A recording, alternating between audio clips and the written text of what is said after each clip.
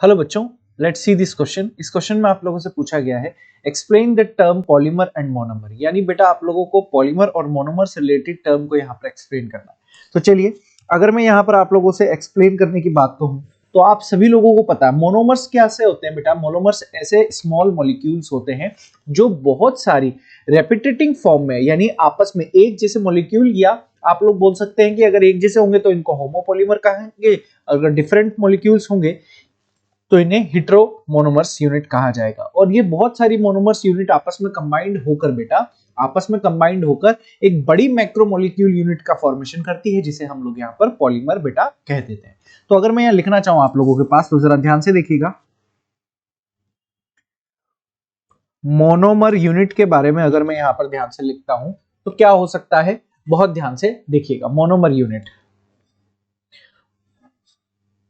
तो monomer unit आप लोगों के पास क्या होती है, मोनोमर्स आर, ध्यान से देखिएगा,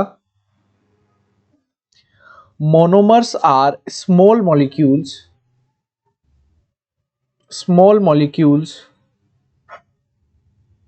मोस्टली ऑर्गेनिक होते हैं। कैसे होते हैं बेटा, मोस्टली ऑर्गेनिक मॉलिक्यूल्स होते हैं that can join with each other,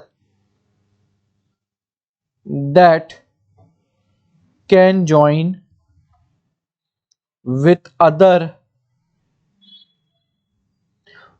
similar molecule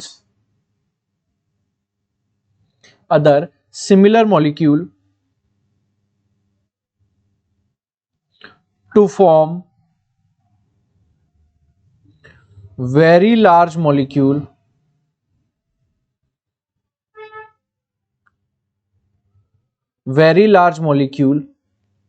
called as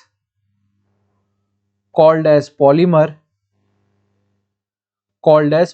ठीक है, तो पॉलीमर क्या होते हैं आप लोगों के पास, synthetic substance composed of multiple simpler units called as monomer.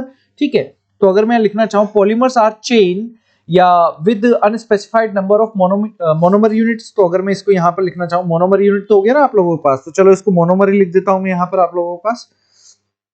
ये तो मोनोमर हो गया आप लोगों के पास। अगर मैं यहाँ पर पॉलीमर की डेफिनेशन देना चाहूं, तो कैसे दे सकते हैं बेटा आप लोगों को, जरा ध्यान से देखिएगा। Polymer class of synthetic substance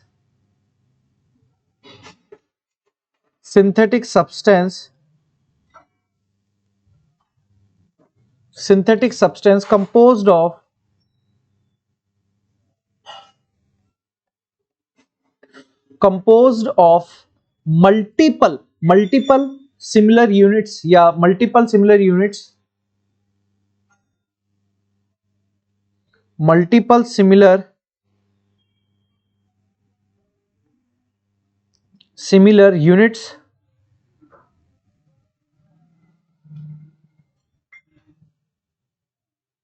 called as monomer unit. क्या बोलेंगे बेटा हम इसको, यहां पर मोनोमर यूनिट आप लोगों के पास बोल देंगे। अगर मैं एग्जांपल के तौर पर आप लोगों को यहां पर एक्सप्लेन करना चाहूं तो एथीन का जो पॉलीमराइजेशन होता है उससे हम लोगों को पॉलीथीन बेटा यहां पर मिल जाता है। सो अगर मैं लिखना चाहूं आप लोगों के पास NCH2 डबल बॉन्ड CH2, ये क्या है बेटा आप लोगों के पास, एथीन है। एथीन के कितने मॉलिक्यूल है बेटा, N मॉलिक्यूल है। अब इसका अगर यहां पर पॉलीमराइजेशन होगा,